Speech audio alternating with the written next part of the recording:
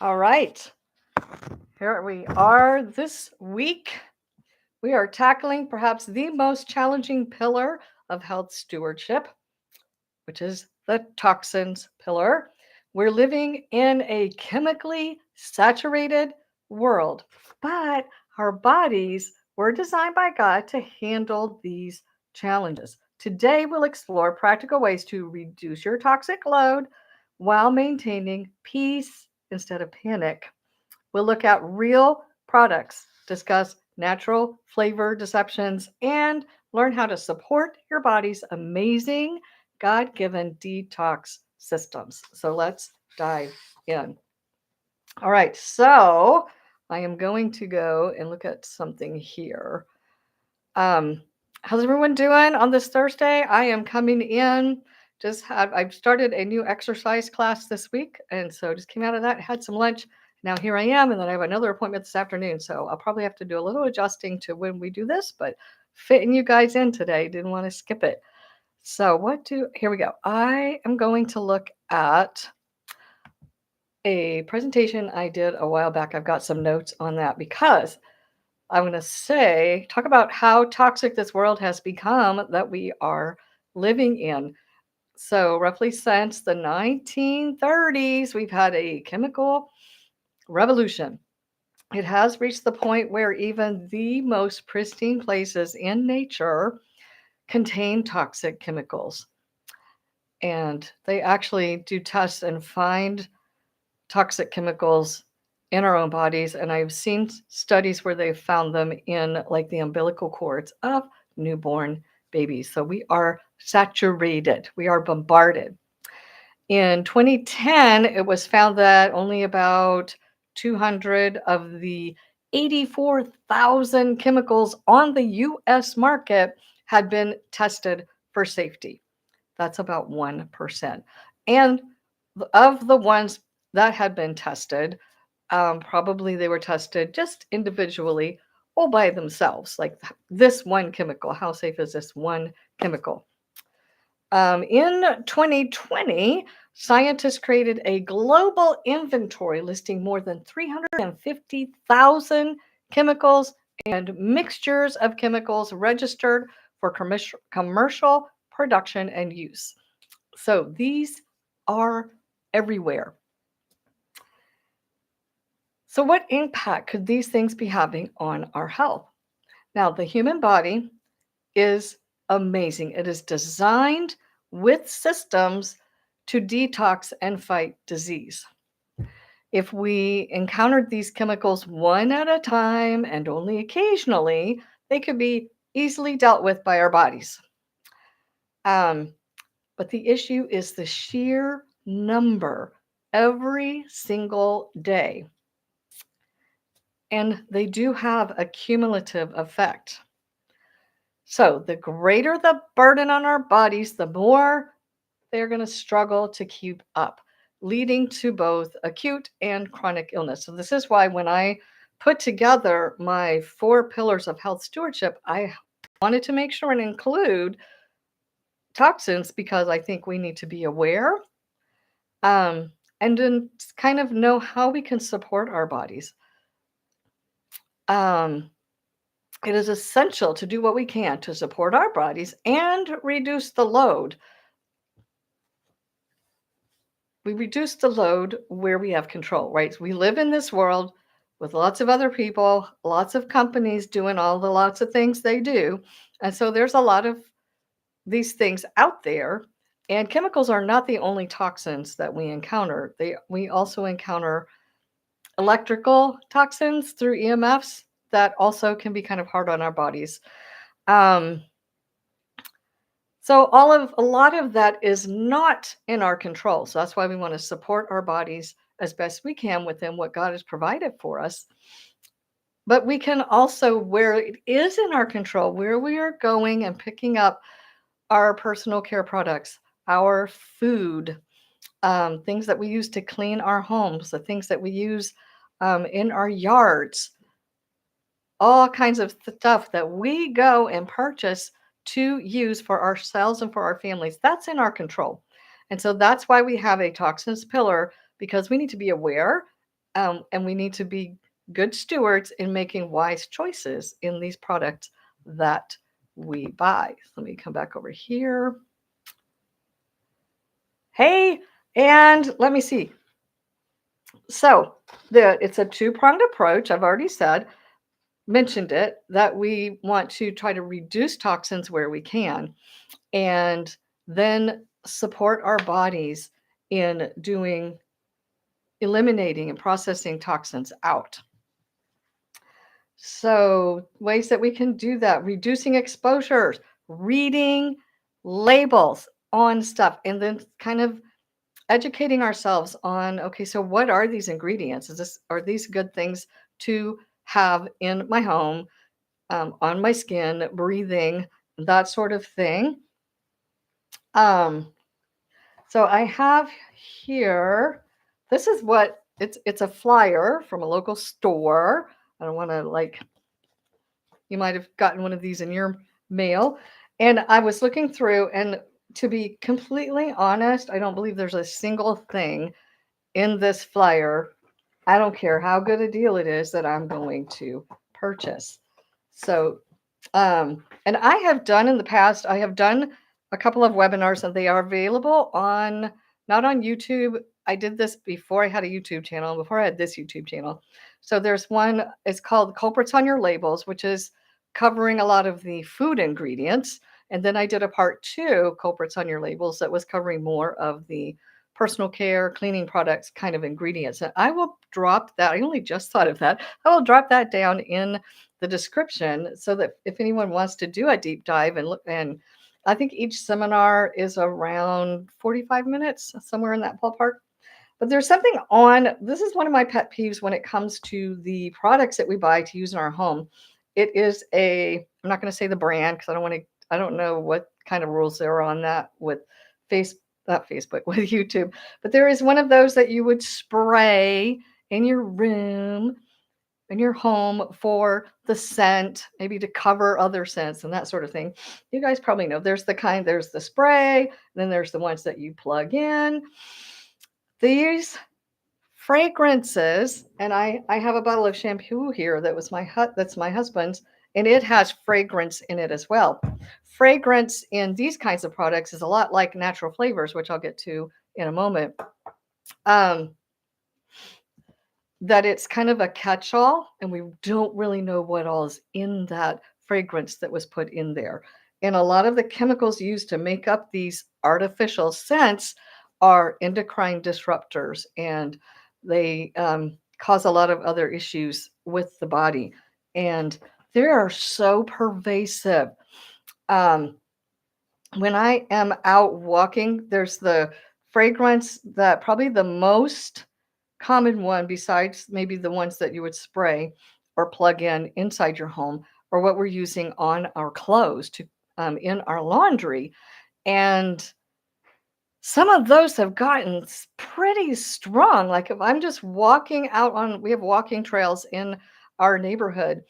And like the other day, someone had walked through, there's a tunnel that goes underneath the road so that you don't have to cross the road. And someone had just come through the tunnel that had a very, very strong scent on their clothing. And as I'm walking through the tunnel, I continued to smell that all the way across the tunnel. And it's just super, super strong. And when you stop using these, it kind of smacks you in the face when you encounter them. But it concerns me how pervasive these are, because I know it's having such a huge impact on our health in the long term that we don't even realize, like we're not making the connection. So there's that.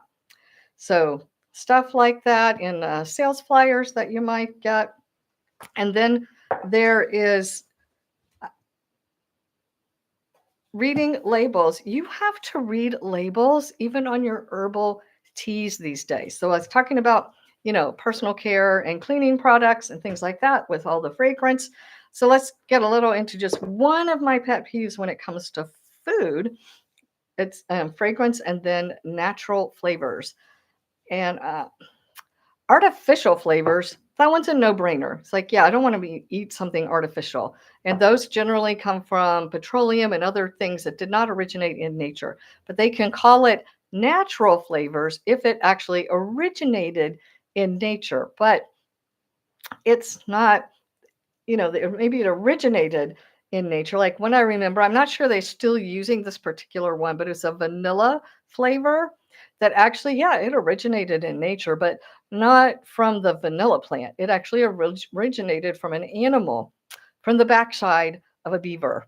So it's like, okay, how did anyone ever even think to say, hey, let's see if this anal gland from the beaver might taste like vanilla and we can use it in our natural flavor. I mean, how do we even think of that? So anyway, so we know no idea where these are coming from. There is it's a clip. You can probably find it on YouTube. Maybe I'll find that and put it in the description as well. It's called The Flavorists. And it's not a current one. It's from several years ago. Where they interviewed several folks who work as flavorists and how they put together and kind of what the purpose is of making these natural flavors. One of those purposes is to kind of manipulate our taste buds. There's a little bit of psychology involved to make us eat more of that product. So then we're going to buy more of that product. So yeah, so I have some herbal tea. This has become a very, very big pet peeve of mine. You need to read your ingredients. So I have one here. I don't want to, maybe I'll see if I can blur that out. I don't want to highlight a brand, but it's a cranberry vanilla flavored tea. Okay. And in the ingredients, we have rubus. That's great. That's a red tea. We have hibiscus, cinnamon. Those are awesome. That sounds like a wonderful tea. But then we have natural cranberry and vanilla flavors with other natural flavors. And then, then there's some other things, roasted chicory, orange peel, chamomile, and so on. But yeah, and I'm finding this more and more. I was at a friend's house the other day going to have a cup of tea at her house. And every single tea that I pulled out of the pantry had natural flavors in the tea, except for one. And here's another issue with herbal teas. So this is just one example of many that I found one that was a green tea, a jasmine green tea, I think, and it only had green tea in it. However, when I opened it up and pulled out the tea bag, it was a sachet that was actually like a plastic mesh. We don't really want to use that either. We put that down in the hot water to steep our tea, and we're going to be drinking microplastics from that. So that's not good. Now here is a good one. This is a chai tea, and the ingredients in here are black tea, cinnamon, orange peel, ginger, cardamom seeds, Chinese star anise, cloves, and black pepper. So this is a good one. So, but you can't just go by what it says on the front. Even if you're getting something like herbal tea, we must read the ingredients. All right, so then there is supporting your body. So this is reading the ingredients is the main way, and then starting to learn about what those ingredients are, where did they come from, know about things like natural flavors, that even though they use that word natural, does not necessarily mean that it's natural. As a matter of fact, I think I might have had some notes here. Yes. So both natural and artificial flavors are synthesized in laboratories. So a natural flavor can refer to anything that originated from a plant, an animal, a yeast, or something in nature. But both natural and artificial flavors contain preservatives, emulsifiers, solvents, and other incidental additives. So I call it a little mystery bucket. So we have natural flavors. We know, okay, so natural flavors is listed on the ingredient list, but what are the ingredients of that natural flavor? That we don't know, because the FDA does not require food labels to disclose what makes up that natural flavor. So that's more notes from one of my webinars I did a couple years ago, and I will put a link if you want to see the rest and all the other ingredients that I talked about. So how can we support after we start reading labels and start reducing? And this is why, as far as how I rearrange the pillars on my graphic, the 4 pillars of health stewardship, and put mindset first, work on that, then start to move. That's the body pillar, moving and getting outside and getting sunshine and getting enough sleep, things like that. The next step in trying to improve your health stewardship and I kind of came up with this as I was working through a depression series. So someone that's actually dealing with that, we're looking for what's the next step that someone could take that would be achievable. And so after you start moving and getting outside, start reading ingredient labels specific just on your food. So, but there's more to it than that. And each of the pillars has a very simple first step.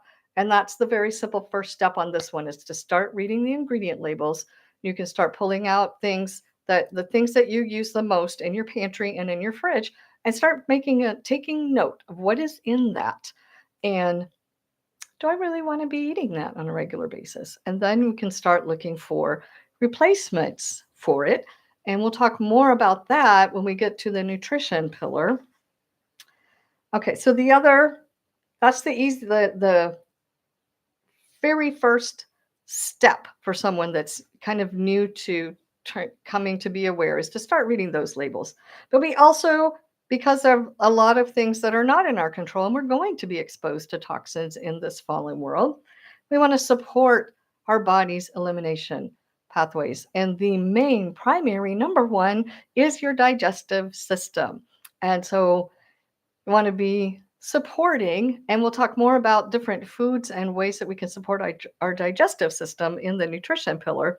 Because obviously it's your digestive system, so there's going to be food involved with that. Is to make sure that things are moving, that you're having a bowel movement at least once every day to get those. That's your main way your body gets those toxins out. And of course, there's movement. We have a lymphatic system, and movement is the main way that moves everything through the lymphatic system. And ultimately, your lymphatic system ultimately ends in the digestive system, where things are finally eliminated out. And then there is your liver, which is part of your digestive system. And the more of these toxic ingredients that we are having through ultra-processed foods and the products that we use, the more tax that our liver gets. So our liver really needs some good support. And we will talk more about that in future videos. Then, of course, there's getting good quality sleep, because that's when our body does the most repair work and doing all of the things that the body does during sleep. And proper hydration, drinking enough good, clean water kind of helps the body with getting all of these toxins out. So yes, we live in the fallen world, so we're going to expect toxins to be a part of it. And so that's the main reason we want to, where we can control it, reduce the toxins that we're taking in and exposing ourselves to, and then supporting our body's systems that eliminate the toxins. Oh, another way that the body eliminates toxins is through the skin. And that's what's happening when we have rashes and skin eruptions. And usually if you're having a lot of issues with that, it's because your liver is a little bit overwhelmed. So your body is looking for other ways to get these things out. So we live in a fallen world. We cannot 100% avoid toxins. So this is one reason that the pillars, and I don't have a printout, and I know the screen share for some reason is not working. Every time I share my screen, I get a blank black screen. So I will put a link to the post with the image if you would like to refer to it. But the 4 pillars are standing on a foundation of faith. And that is huge, because we are doing our best and trusting God with the rest. Because I'm in, I don't know, a couple of different groups on Facebook of people that are, looking, they're like for toxin-free living kinds of groups, and people come in and ask questions about, this product or that product. And I see folks kind of just a little bit freaking out over things. And I think that's probably not good either, because stress, when we're living and putting ourselves into a chronic stress mode, that's going to be creating more toxins within our body.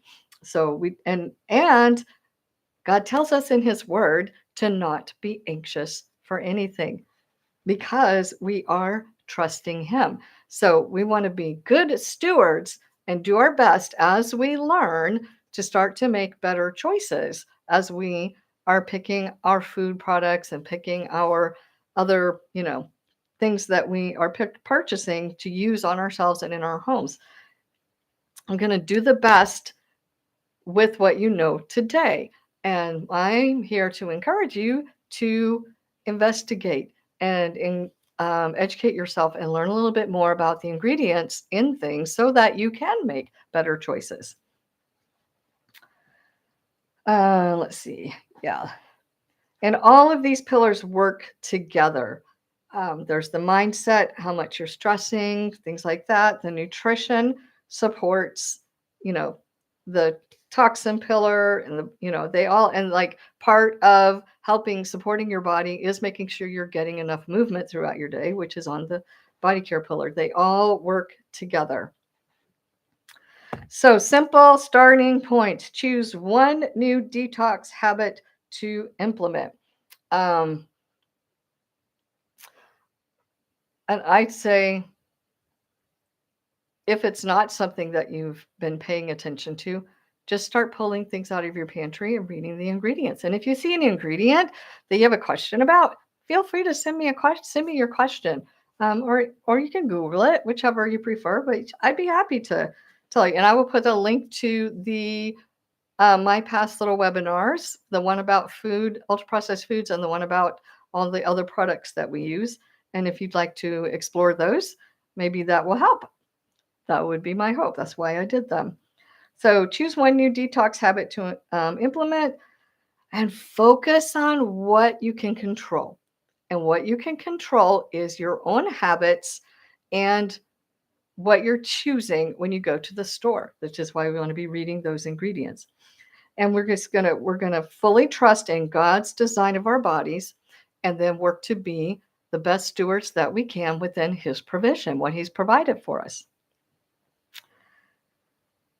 So we will be, I'm kind of going through, we've got one more pillar that we'll talk about next week. And then from then on, different things that I cover are going to be on one of those pillars, or on faith, or on our purpose, which is the whole point of everything. Why we want to be good stewards, because we're here for a reason, and we want to take good care, just like you want to take good care of your car. So you get in it and turn it on, and it will take you where you need to go. Our bodies are our vehicles for doing life. And so we want to take good care of our bodies. And that's the whole point. And we're here, each one of us is here for a reason. And I would love to hear, what are you passionate about? What ministries are you involved in? What is your life's work? That's today, because it changes, right? For a lot of years, my life's work was being a homeschool mom and taking care of our kiddo.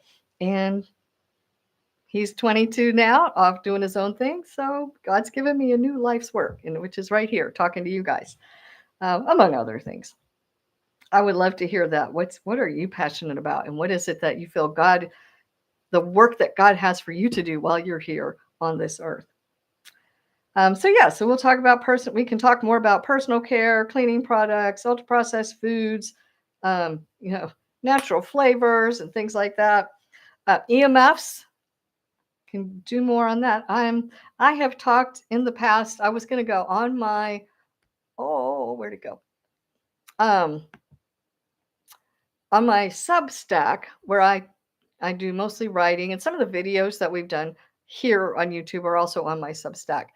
I was going to, if I have it divided into categories, and in the toxin category, I've talked about ultra processed foods. That's probably the most recent one did, where I talked about ultra processed foods and your mental health. And I talked about some studies that show how ultra processed food is impacting our mental health. So that one's really interesting. So you can find that on this channel, on the YouTube channel. I've talked about rethinking the microwave, pitching the plastic, home detox help, where I recommended a resource that could help you with how to start reducing the toxins in your home. I've talked about cookware. I've talked about fasting. Fasting is a multifaceted tool that is huge for your spiritual health, but it also helps with your detox, with things like autophagy, where your body begins to heal and repair itself. Fasting is an amazing tool. So I've got several articles on that. And I've had a few where I've talked about EMFs, ingredients, in all the things. So yeah, I've got several of those. I've talked about ultra processed foods. So you can find that on my Substack, and which I link to on the channel description. And yeah, so next week I'll be talking about the nutrition pillar. And over time, I would love to do things like make a bone broth or meat stock and show how to do that and different things. So I'd love to hear your ideas and what you would like to see. Drop that down in the comments below. And I am going to wish everyone a wonderful rest of the day and remind you again to do your best within what God has provided and what you know today. And then we've got to trust Him with the rest. We do not want to be anxious about anything, even as we learn about how toxic this world is that we live in and how many toxins are in all the things. We can still have His peace that passes understanding because we trust Him with all of it as we try to make the best choices we can as we go along. So I hope everyone has a lovely day, and I will see you next week. And I look forward to hearing from you down in the comments.